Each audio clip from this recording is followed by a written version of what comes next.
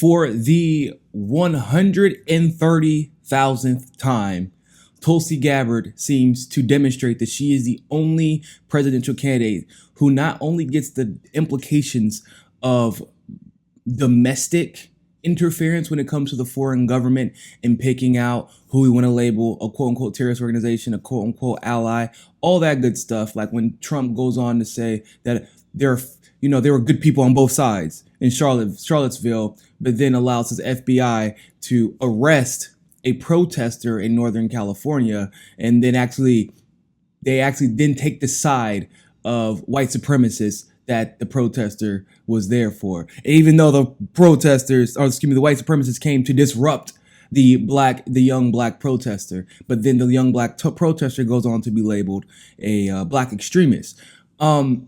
So basically, what we've seen domestically and abroad is that political parties and whoever is in charge will allow nonsense to take place as long as it serves their political agenda. Now, Tulsi Gabbard sees the dangers of this, especially when it comes to the media, and has come out and defended Wikileaks. So first, I'm going to go over these tweets, and then we're going to talk about the implications of this, because this is huge. So Tulsi says that if the government can change the designation of Wikileaks from being a news organization in the Obama administration era, or more specifically, she says Obama administration's designation of Wikileaks, to a hostile intelligence agency, the Trump administration's designation, then any entity online and offline is in danger of being designated a hostile intelligence service if they carry out investigative reporting that the United States government or a particular administration considers it to be hostile to itself. This will have a chilling effect on investigative reporting of powerful government agencies or officials, including the president, intel agencies, etc. This is a serious breach of our constitutional freedoms, and every American, Democrat, Republican, or Independent, must stand up to fight against it. So, wow. Listen, not only did she come to the defense of WikiLeaks, but she did it, perfectly. Perfectly. Listen to this first tweet, probably sums it up. And this is one of the main points that I talk about pretty regularly. If the government can change the designation of WikiLeaks from being a news organization in the Obama administration and be switched to a hostile intelligence agency in the Trump administration. Because what people forget, seemingly, and a lot of you are new to this channel, we cover WikiLeaks a lot here, and we've covered Julian Assange a lot. And what people always seem to forget the most is the fact that the Democrats used to love WikiLeaks. They loved WikiLeaks. Because at that point in time, WikiLeaks was exposing the Republicans. In fact, Obama seemed to have no problem with WikiLeaks, considering he commuted Chelsea Manning's her sentence, excuse me. So he commuted Chelsea Manning's sentence, gave her early release, and that was the sentence she was given for giving information to WikiLeaks. But it was for Bush, or against Bush, and it helped out the Democrats, so everybody was okay with it. But then you have this situation come into play where Julian Assange and WikiLeaks are labeled Russian assets when Julian Assange himself can't even seek refuge in Russia because he's called out the Russian government as well. There's not one single powerful Western government on this planet that Julian Assange and WikiLeaks hasn't exposed in some way, form, or fashion. But our government, our intelligence agencies would have you believe that Julian Assange is some sort of Russian agent, some sort of Russian spy, and this McCarthyist smear, not unlike what we've seen about basically anybody who questions the intel agencies, anybody who questions the current sitting administration, or anybody who refuses to tout or echo the establishment narrative. Now, here are the dangers of that. Once again, Tulsi says it perfectly. um, this will have a chilling effect on investigative reporting of powerful government agencies or officials, including the president and intel agencies. Think about that.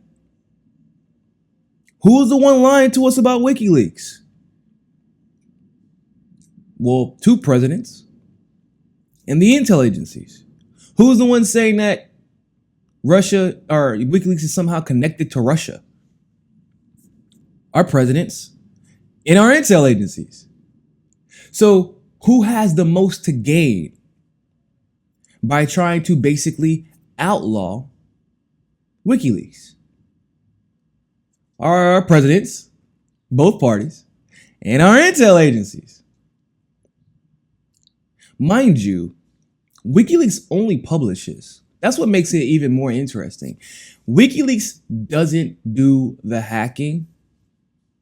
And I think that Julian Assange used to back in the day, that was his original thing. But WikiLeaks itself, the publication, just publishes. They get information through investigative journalism by talking to people and officials across the world. They publish the information unaltered. It's our words or the words of our politicians and our government officials. So, we could talk all day about it. Lord Jesus. New York Times said this man should get an award. I did a whole video on that. And you know what? I'm going to link that in the description. I did a whole video on how many liberal news sources used to just celebrate Julian Assange. He deserves a Pulitzer Prize. He deserves a Nobel Peace Prize. We love him. WikiLeaks is awesome. But that was when they were, once again, it's when they were attacking the Republicans. But Julian Assange and WikiLeaks is a little bit more altruistic than that. They always go after both sides. Now, the neoconservatives right now who are in charge don't like that. They remember how Julian Assange exposed what they did in the war in Iraq and the war in Afghanistan. They remember that. And the fact that Donald Trump and then some of his supporters even have pretended as if Donald Trump is somehow some type of ally to Julian Assange and WikiLeaks is laughable. He was never an ally, even though he celebrated them. He touted them. And even though Trump himself may have liked Julian Assange, that just goes to show us even more so who the puppets are. And Donald Trump is indeed a puppet. But I think this also says something else, even more importantly so. Once again, Tulsi Gabbard has demonstrated the discernment to be able to tell the difference between enemy and foe, or adversary and ally. That is something that you can't really teach, because as much as I do have a lot of love for Bernie, as you all know, he doesn't have this. He puts good people around him, but Tulsi has a very good eye for enemy and ally no matter what the situation is. And that says something about a person and a leader. That means she isn't quick she's never going to be quick to echo a narrative. Never. As president, if she wins. She's always going to get the answers rather than just inventing one off the top of her head based off of the best talking point that tests the best with voters. This is a topic. This is a conversation that doesn't get a lot of discussion. And these tweets will likely be brought up again. The truth of the matter is, the unfortunate truth is, not enough Americans care about it, but she's willing to speak up about this and be on the record anyway because of the long-term implications that this could possibly have if they were able to label WikiLeaks a dangerous entity. So, Tulsi, once again, if you're a quote-unquote MAGA supporter, this is the person who makes America great again.